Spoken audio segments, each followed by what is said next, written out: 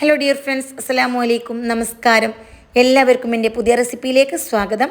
ഇന്ന് ചക്ക കൊണ്ട് വളരെ മനോഹരമായിട്ടൊരു ഉണ്ണിയപ്പ റെസിപ്പിയാണ് ഞാൻ ഷെയർ ചെയ്യുന്നത്. അപ്പോൾ വളരെ സിമ്പിളാണ്, വളരെ ടേസ്റ്റിയാണ്. അതെങ്ങനെ ഉണ്ടാക്കുന്നതെന്ന് നോക്കാം. ഉണ്ണിയപ്പം ഉണ്ടാക്കാൻ വേണ്ടിയിട്ട് വലിയൊരു ചക്ക എടുത്തിട്ട് അതിൻ്റെ നേരെ പകുതി ഭാഗം നല്ലപോലെ ക്ലീൻ ചെയ്തെടുത്ത് വച്ചിട്ടുണ്ട്.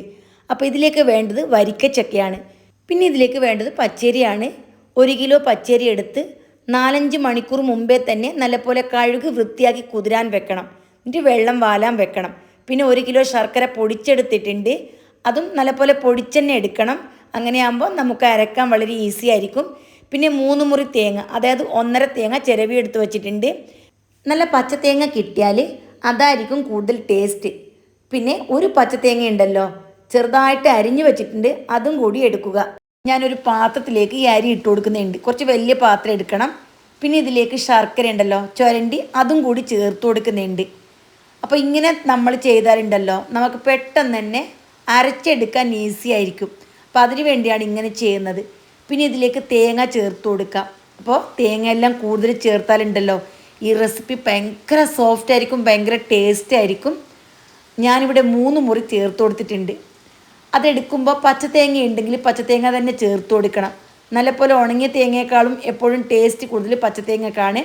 പിന്നെ 3/4 ടേബിൾ സ്പൂൺ ഉപ്പിൻ്റെ പൊടിയും 1 ടീസ്പൂൺ ചെറിയ ജീരകം, അതേപോലെ 10 ഏലക്ക, അത് മുഴുവനായിട്ട് ഇട്ട് കൊടുക്കണം. ഇതെല്ലാം കൂടി നന്നായിട്ടൊന്ന് മിക്സാക്കി എടുക്കണം. പിന്നെ ഇതിലേക്ക് വൃത്തിയാക്കി വെച്ചിരിക്കുന്ന ചക്കയും കൂടി ചേർത്തതിന് ശേഷം എല്ലാം കൂടി മിക്സാക്കി എടുക്കാം.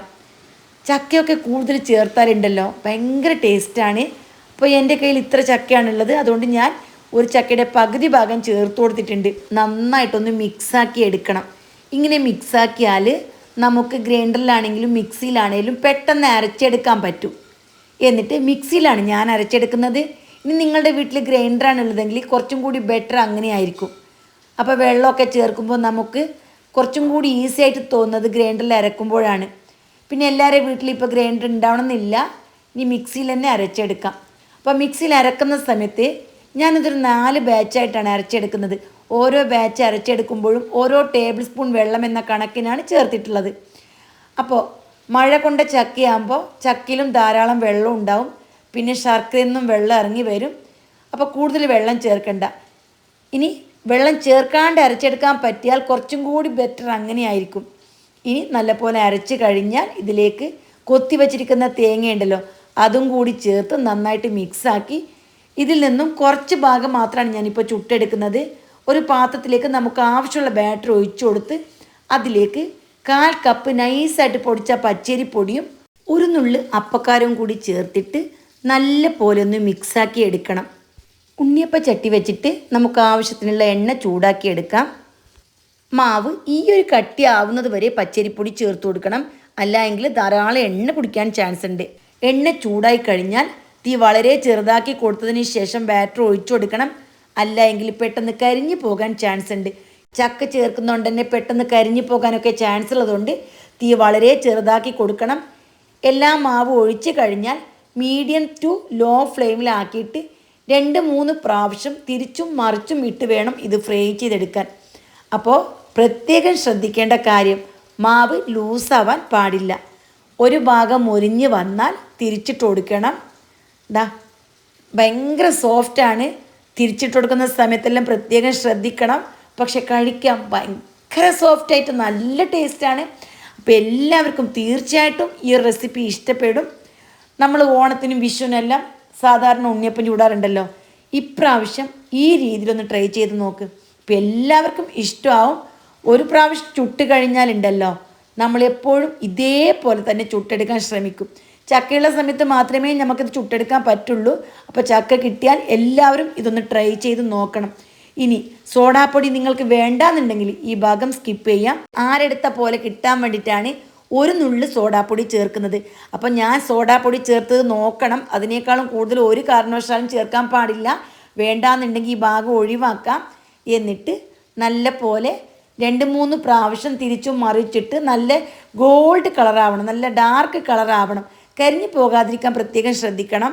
നന്നായിട്ട് മൊരിഞ്ഞ് വന്നിട്ടുണ്ട്. ഇനി നമുക്ക് എണ്ണയെല്ലാം വാർത്തി ഒരു പാത്രത്തിലേക്ക് മാറ്റാം. അപ്പോൾ എത്ര ഈസിയാണല്ലേ. സാധാരണ ഉണ്ടാക്കുന്ന ഉണ്ണിയപ്പത്തിൽ നിന്നും വ്യത്യസ്തമായൊരു ടേസ്റ്റാണിത്. അപ്പോൾ എല്ലാവരും ഈ രീതി ഒന്ന് ട്രൈ ചെയ്ത് നോക്കണം. ബാക്കിയുള്ള മാവ് വെച്ചിട്ടും നമുക്ക് ഇതേപോലെ തന്നെ ചുട്ടെടുക്കാം. കാര്യം തീ എപ്പോഴും ചെറുതായിരിക്കണം, മാവ് നല്ല കട്ടിക്ക് തന്നെ ഉണ്ടാവണം. ഉണ്ണിയപ്പം ചുടുന്ന സമയത്ത് മാവ് ലൂസായിട്ട് ഒഴിക്കുന്നതൊക്കെ കാണാറുണ്ട്. പച്ചരി ആയതുകൊണ്ട് തന്നെ അങ്ങനെ നല്ലോണം എണ്ണയൊന്നും കുടിക്കില്ല.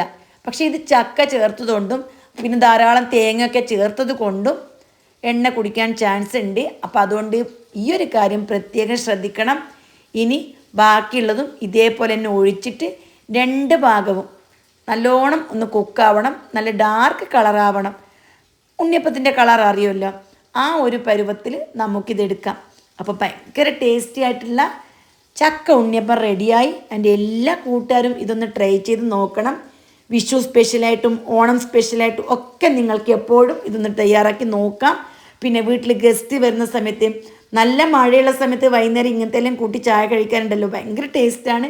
അപ്പോൾ എൻ്റെ എല്ലാ കൂട്ടുകാരും ഇതൊന്ന് ട്രൈ ചെയ്ത് നിങ്ങളുടെ വിലയേറിയ ഉപദേശങ്ങളും നിർദ്ദേശങ്ങളും അറിയിക്കണം.